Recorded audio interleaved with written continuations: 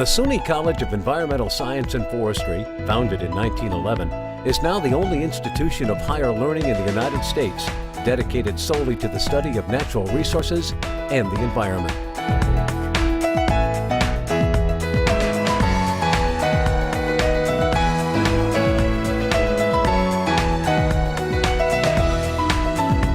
Welcome to Improve Your World, coming to you today from the campus of SUNY-ESF. I'm your host, Don Torrance. Water, of course, is precious to life, but so often we take it for granted, unless there's too much of it and our homes are flooded, or too little of it and we're suffering through a drought. Water is the topic of today's program. We'll be joined by Dr. Peter Black, a distinguished professor of water and land-based resources here at SUNY-ESF. Then Dr. James Hassett will join us. He'll talk about new septic system technologies and attempts to protect our groundwater. But first, we hear from Dr. Robert Werner of ESF. He'll be telling us about some citizens who are trying to protect a valuable water resource from an invasive species. It's not easy, and it is pretty expensive. The town of Muskellunge in February of 2006 established two committees, the Lake Monitoring Committee and an Aquatic Invasive Species Committee. The Aquatic Invasive Species Committee was concerned about all invasive species that might enter Muskellunge Lake. And the biggest issue for us was Eurasian water milfoil. We knew it was in the lake, and we knew also that it was spreading fairly rapidly. We think that it probably got here like a lot of attached to a trailer or a boat.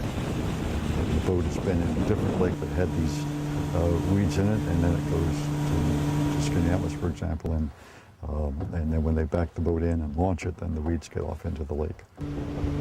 So a survey had been done in 2001, and it located 39 patches of milfoil in the lake. We repeated that same survey in 2006, and that survey showed 111 patches, so almost a threefold increase in the number of patches of milfoil. So the committee spun off a private corporation, a not-for-profit corporation called the Muskellunge Lake Milfoil Eradication Corporation. And the plan is to remove, by pulling milfoil up by the roots, all the way around the lake. Now that seems like a huge job, but they did it in Upper Sacramento. It was extremely successful. And what they did is they actually put divers down in the water with onion bags. Divers would reach down with their hands or with some tool and would pry the plant up, roots and all, and then stick the plant into the onion bag. And they continue that process until they did the whole lake. So that was our plan here. And we started that this summer. But we acquired 3 pontoon boats, and we attached on each one a pump that pumps water up into the boat itself, and then attached to the pump are air compressors. And we sent 2 divers down at a time. They're each attached to the air compressor, so they're not using the typical scuba tank. And then the larger water pump is attached to a 4-inch hose that is tethered between the divers as they dive. As they scoop up the milfoil, instead of sticking it directly into the onion bag, they simply have to pop it in that hose, and that draws it up into the boat itself, where it's captured in onion bags, which are tied at the other end of the hose. What we've discovered this year is that the estimated sizes of the patches in 2006 are in fact now larger, quite a bit larger. But if we can knock it down substantially this year, we'll finish the job next year and then make another pass the year after that, and we'll get it suppressed. It may not be done in 1 or 2 years, it may take 3 or 4, but I think we can get it done. You can learn a lot more about the Muskellunge Milfoil Project simply by going on the World Wide Web. The address, www.scanmilfoil.com. We're going to take a quick break, but be sure to come back with us. We're going to be talking with Dr. Peter Black. It may be time to think more broadly about our valuable water resources.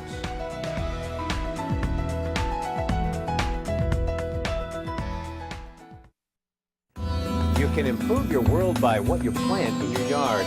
It is commonly believed that invasive species arrived in the U.S. accidentally. Not so, according to a study by the Brooklyn Botanic Garden.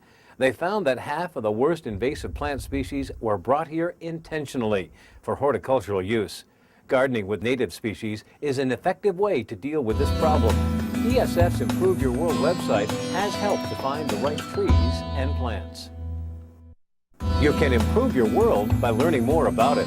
From black bears in the Adirondacks to the restoration of Atlantic salmon in Lake Ontario and its tributaries, and the growing number of coyotes all across the state, SUNY-ESF offers details in its environmental information series. Do we need to encourage growth or curtail it? Get the facts, then you decide. There's also advice for developing environmentally sensitive landscapes, how to test your soil pH, and what it means.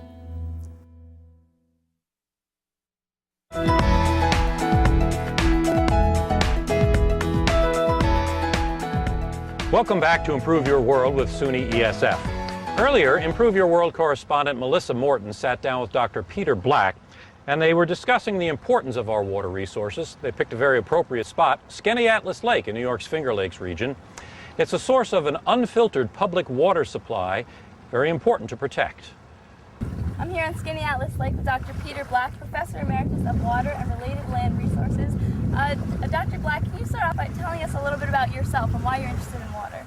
Okay, I've been interested in water all my life and got involved with the out of doors, originally with the Boy Scouts in New York City. I'm a Girl Scout as well, so I Okay, understand good. that. All right. And went to Forestry school and got my bachelor's degree there, and then went on and decided I wanted to go into teaching after doing some research for the Forest Service. And I've always been interested in water, and I retired in the year 2000 after about almost 40 years of teaching. And I still continue to teach intermittently and work with professional and society groups in various capacities, mostly as a representing of the State University of New York College of Environmental Science and Forestry as an advisory member of committees, national, state, and local. All right, now we're sitting here out on this gorgeous lake. Yes. Tell us a little bit about why it's so important to someone who might not realize, might take it for granted a little bit. Well, it's a wonderful lake, and it's a very unusual one. It's only one of 5 surface forested water supply systems that provide large cities without any filtration of dangerous spores. Which saves a lot of money for Syracuse. Saves a lot of money for Syracuse indeed. And it is of particular value because of 2 things. One, its natural setting. The lake occupies a rather large percentage of the entire watershed, so that most of the precipitation that falls on the lake falls on the watershed, falls directly in the lake. And that means it doesn't run over the surface of the land and collect materials that have deposited there by animals, people, pets, and what have you. Things like herbicides and pesticides and so Now, on. how common is it that you might find a lake that's so pure? Rather uncommon. Most lakes are a relatively small portion of the watershed. And here you have about 24% of the annual precipitation actually falls directly in the lake, so it doesn't get contaminated, which is very nice. Yeah, now, earlier before our interview, I heard you say something like, we have more, or the same amount of water today as we did when the dinosaurs were alive. Can you tell me a little bit about how important water really is, since it's obviously important to our survival? Well, if people had evolved outside of our Earth system and first seen this planet from space, they would have called it water, not Earth, because it is 100% covered with water in the clouds, in the atmosphere, in the ice, and in the oceans as well. And we developed from water. We somehow managed to outgrow living in water, but we still rely on it. It makes up most of our body and most of our blood and plays important roles in virtually everything we do. Now, water is very important, but it can also be dangerous when we're talking about droughts and flooding. And we all remember Katrina, and that's still something that people are trying to fix. How do you even solve that sort of ecological flood control problem? Well, from a flood control standpoint, the simplest thing to do the best and simplest thing to do is to stay out of the floodplain. The floodplain belongs to the river. And when the river wants to use the floodplain, it will use the floodplain whether we have a say in it or not. And it doesn't matter how big you build levees or how much drainage way you provide, the floodplain will eventually be taken back over by the rivers. And the same thing applies to our coastal zones. They are built up. Coastal zones are fascinating. You don't quite see it here on this beach, but you sit on a beach and you see sand. There are billions and billions of microscopic, almost microscopic particles. And you can feel them, of course, and let them run through your fingers. But they absorb the energy of the waves, and they keep the waves from eroding the beach, or they allow the beach to be reshaped. And so from that standpoint, the interface between the water and the land is of critical importance from an ecological standpoint, and you're right to point that out. You talked to me earlier about BMPs, their best management practices, correct? Right. And every state has almost thousands of them, right? What do those do? Yeah, they are means of managing the land in a way that will not produce pollution or excess flooding, and make our ability to live on a planet that is dominated by water, to do that living without danger to our health and so on. And just as one example, calves are particularly likely to carry cryptosporidium spores, which are dangerous to our health. And dairy farms are typically located near streams, and they should be, they have to be. Having the calves near the stream, however, means that when they discharge wastes, they discharge those wastes into the streams, and the spores get into the streams. So a simple best management practices is to keep the calves away from the streams.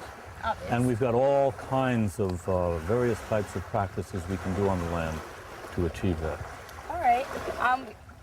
Those are kind of laws or practices that are, enforced, but what can just your average citizen do to help not pollute the lake? Well, I think the important thing to do is, first of all, find out about what water does for us and how it behaves in our natural environment, how we depend on it, how we use it, how we abuse it, and how we can get away from doing some of that abuse. And then we can also find out more about best management practices, which are everything from policies to specific engineering operations.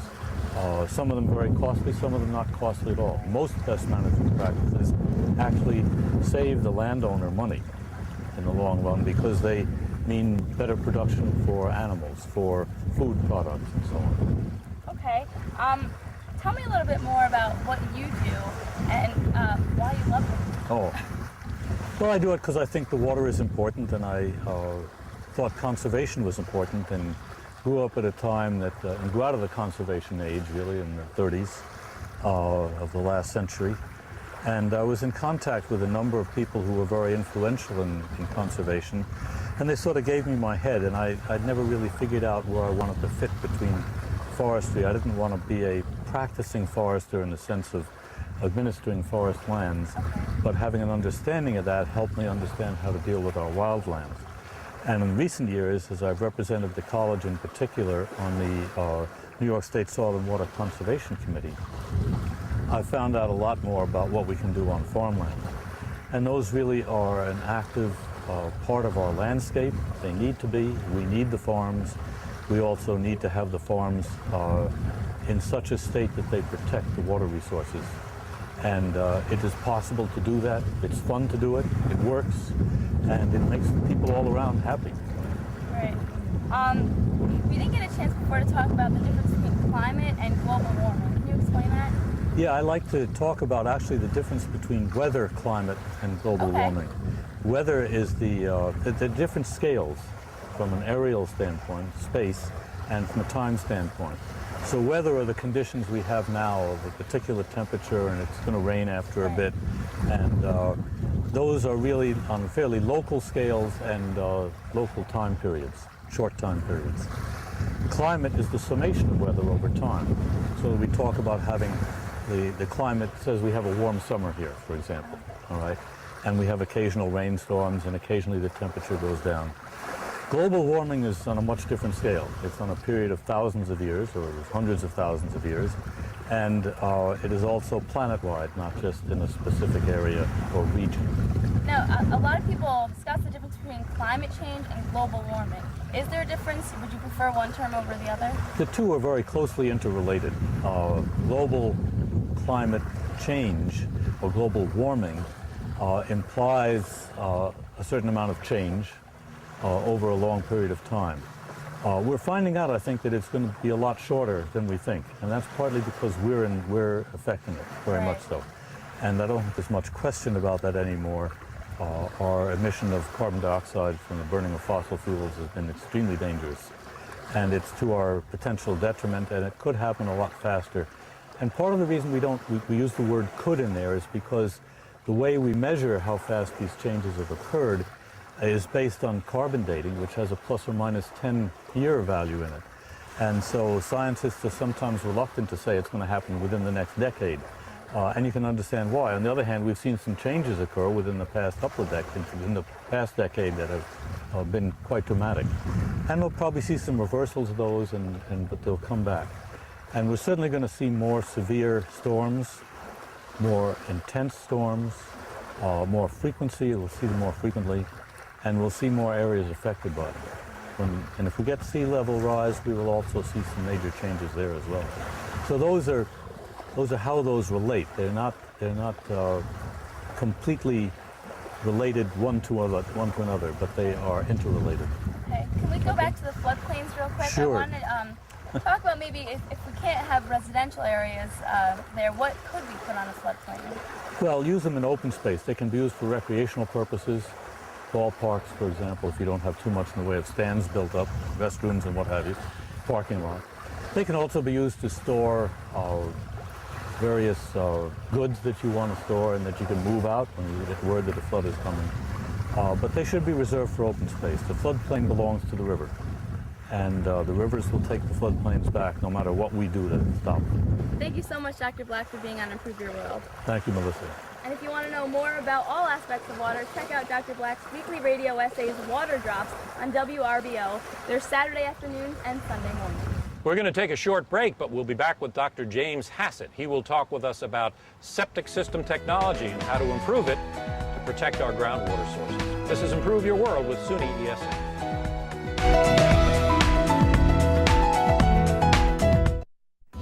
You can improve your world by what you plant in your yard. It is commonly believed that invasive species arrived in the U.S. accidentally. Not so, according to a study by the Brooklyn Botanic Garden. They found that half of the worst invasive plant species were brought here intentionally for horticultural use. Gardening with native species is an effective way to deal with this problem.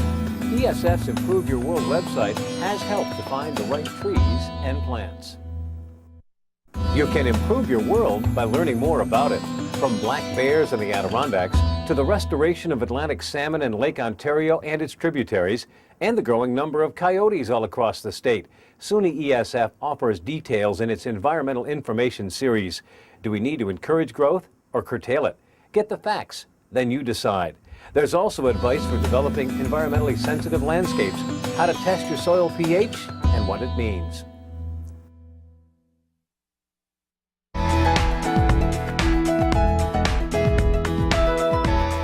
Welcome back to Improve Your World. You probably have heard that over the years, large numbers of fish have been dying in the St. Lawrence River.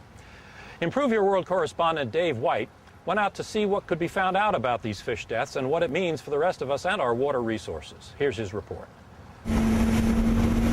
SUNY-ESF students Geofrey, Eckerlin, and Dan Zangari are spending the summer cruising the St. Lawrence River in a battle against a new virus that threatens the multi-million-dollar recreational fishing industry.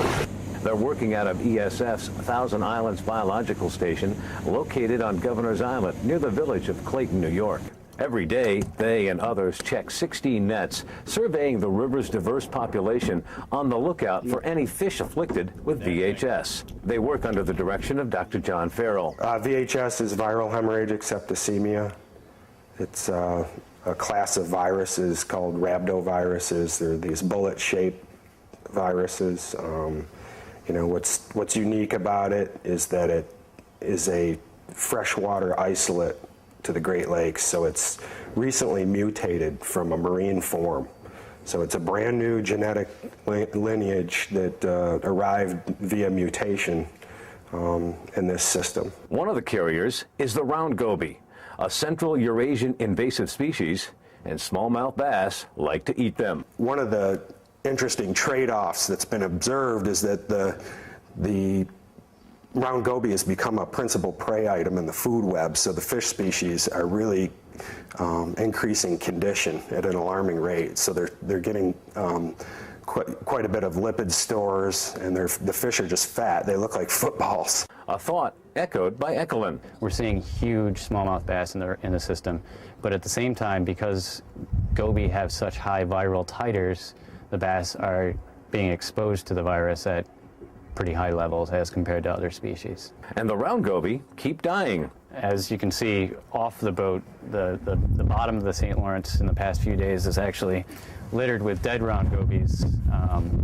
which I suspect is another viral outbreak. So far, no heavy mortality among the smallmouth bass, but ESF researchers are seeing problems with another big sport fish, the muskellunge. The muskie is another species that has not only been shown to carry VHS, but has also shown significant mortality responses. Aggressive muskellunge conservation efforts and habitat restoration produced some very encouraging results.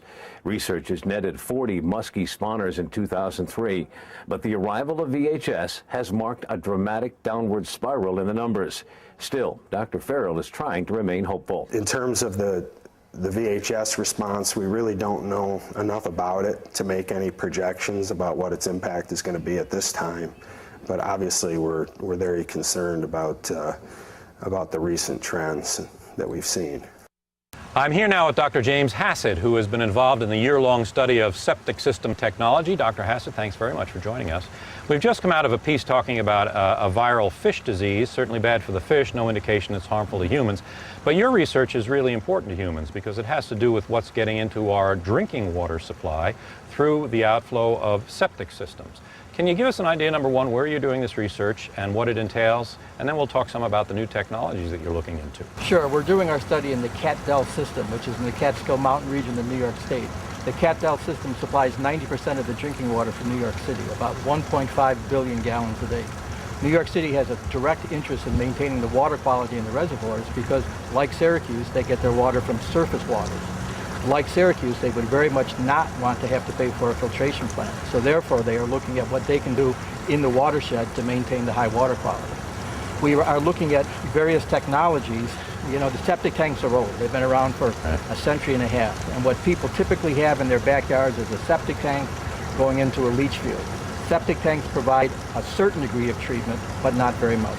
We're looking at technologies that go between the septic tank and the leach field, and we've monitored for over a year now, and we have results from 5 different types of systems. Now, give us an idea of what the 5 different systems incorporate that make them a little bit different from the old technology. Well, there's 3 alternative systems. One system has a septic tank, a peat filter, and then it goes to the leach field. A second system is the septic tank, sand filter into the leach field. A third is an aerobic treatment unit, which is a mini wastewater treatment plant in someone's backyard. Then we have what's called the mound system, which is a septic tank being pumped into fill that's brought into the site to provide more soil for the water to seep through before it gets into the groundwater. And we're also monitoring conventional sites, which are designed in accordance with the current standards. So we've looked at 25 different systems, 5 examples of each type for a year.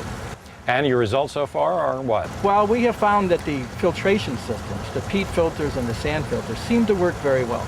They treat the water coming from the septic tank to a very nice degree before it goes into the leach field. Therefore, the leach field has to do less treatment. We think that will cause the leach fields to last longer over time. It will produce a higher quality effluent that is in fact going into the groundwater and ultimately making its way into reservoirs. And are they more feasible for homeowners in terms of cost, perhaps, if you're projecting this out, as opposed to the additional I think you called it a mini wastewater treatment facility, if you will? Well, we don't have all the cost data yet, but our impression is that the filtration technologies, the sand filters and the peat filters, add a cost to the homeowner.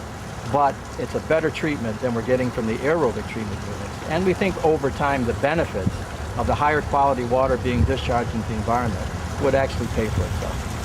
Now, is this always a result at this point of the older septic systems, or do you have a problem in your study area with increasing development and those new developments relying still on septic systems? The program we studied was funded by the Catskill Watershed Corporation, and it is a program where if a homeowner has a failing septic system, the Catskill Watershed Corporation will reimburse the total cost of the new system.